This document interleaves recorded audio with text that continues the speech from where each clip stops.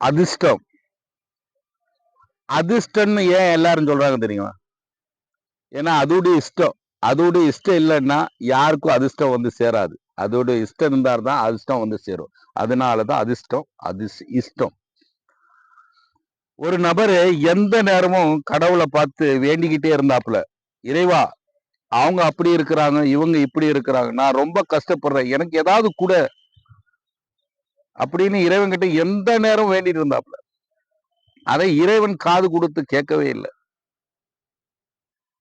அப்ப இறைவன் கிட்ட வேலை செய்யற சில ஆட்கள், இறைவா உன்னுடைய அடியான் எந்த நேரமும் உங்கள்கிட்ட வேண்டிட்டே இருக்கிறாப்புல, ஏதாவது கொடுக்கலாம் இல்ல.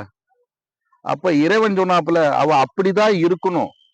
நீ நாம எவ்வளவு கொடுத்தாலும் அவன் அதை வச்சு வாழ தெரியாது அவனுக்கு. அவனுடைய வாழ்க்கை தரம் அப்படிதான் இருக்கணும். அதனாலதான் நான் அப்படி வச்சிருக்கிறேன் அப்படின்னு.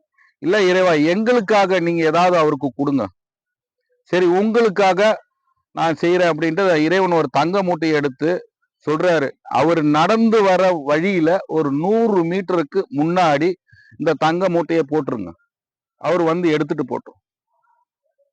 உடனே இந்த வேலை ஆட்கள்லாம் போய் ஒரு தங்க மூட்டையை எடுத்துக்கிட்டு இந்த நபர் நடந்து வர தூரம் ஒரு 100 மீட்டருக்கு முன்னாடி போட்டுறாப்புல. அப்ப அந்த வேண்டிட்டு இருக்கிற அடியான் நடந்து வரும்போது எதிர்க்க கண்ணு தெரியாத ஒரு நபர் ஸ்டிக்க வச்சு கோலை வச்சு தட்டிக்கிட்டே வர்றதை பார்த்தாரு. உடனே இவருக்கு அவர் மேல ஒரு பரிதாபம்.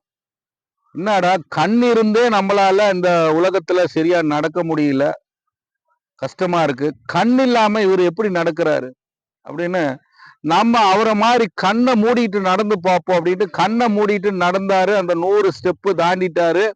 அந்த தங்க மூட்டையை தாண்டி போயிட்டார். அந்த கண்ணு தெரியாத அவர் வந்தார் இல்லையா, அவர் இந்த ஸ்டிக்கை தட்டிட்டே வந்தாரு. இந்த ஸ்டிக் அந்த தங்க மூட்டையில பட்டுது. அவரு பார்த்தாரு, இது ஏதோ சம்திங் ராங், என்னமோ இருக்கு அப்படின்னு எடுத்துட்டு போயிட்டார். அதனாலதாங்க அதிர்ஷ்டம். அதோடைய இஷ்டம் தான். அதோடைய இஷ்டம் இல்லைன்னா அந்த அதிர்ஷ்டம் வந்து நம்மளை சேராது. இதுதான் உண்மை.